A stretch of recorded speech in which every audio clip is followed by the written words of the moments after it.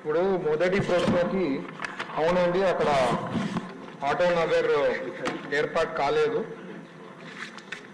దానికి సంబంధించింది detail explanation ఇస్తాను అధ్యక్ష. ఫస్ట్ క్వశ్చన్ బ్రీఫ్గా చెప్తాను. ఈ క్వశ్చన్కి 33 లక్షలు తీసుకోవడం జరిగింది, కరెక్టే అధ్యక్ష. అది కూడా మూడో ప్రశ్నకి ఇప్పుడే సభ్యులతో కూడా మాట్లాడడం జరిగింది, దానికి సొల్యూషన్ ఎట్లా అనేది కూడా చెప్తాం అధ్యక్ష. మొదటి ప్రశ్నకి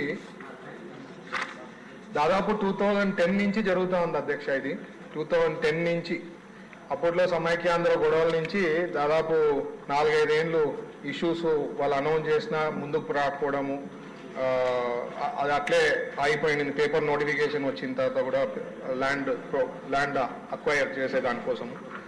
సో 2015లో 33 lakhs తీసుకోవడం జరిగింది అధ్యక్ష.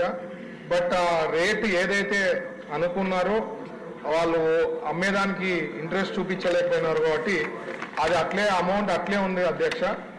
మెయిన్ ప్రాబ్లం అక్కడ వచ్చి ఒక రేటు అంటే ఫ్లక్చువేట్ అవుతా ఉంది. ఒక రేటు మార్కెట్ వాల్యూ మన అధికారులు ఒక రేట్ చెప్తారు, అక్కడేమో రేట్ వేరే చెప్తారు, వాళ్ళు కోట్లకు పోతున్నారు.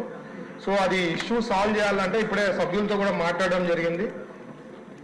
ఐడెంటిఫై చేసి రీజనబుల్గా ఉండేదానికైతే మనం ఇమీడియట్గా ఏర్పాటు చేసేకి ఏపీఐసి నుంచి రెడీగా ఉన్నాం అధ్యక్ష.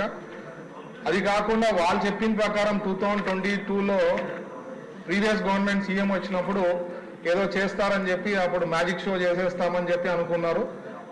ఆ రేటు కూడా దాదాపు 50 లక్షలు ఎకరాకు, అంటే వాళ్ళు అనుకున్న మార్కెట్ వాల్యూ 14 లక్షలు 15 లక్షలు అనుకుంటే 50 లక్షలకి అనుకున్నారు. అది ఒకవేళ డెవలప్మెంట్ చేస్తే దాదాపు 70-80 లక్షల పైన అవుతుంది.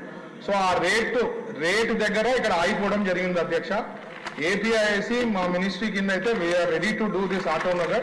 ఓన్లీ థింగ్ అక్కడ ల్యాండ్ ఐడెంటిఫై చేయడం అనేది ప్రాబ్లం అవుతుంది. రీజనబుల్గా రేట్స్లో ఉంది అంటే కొనే వాళ్ళకి కానీ ఆటో నగర్ వాళ్ళ అసోసియేషన్ వాళ్ళు కానీ చేసేదానికి ఈజీగా ఉంటుంది.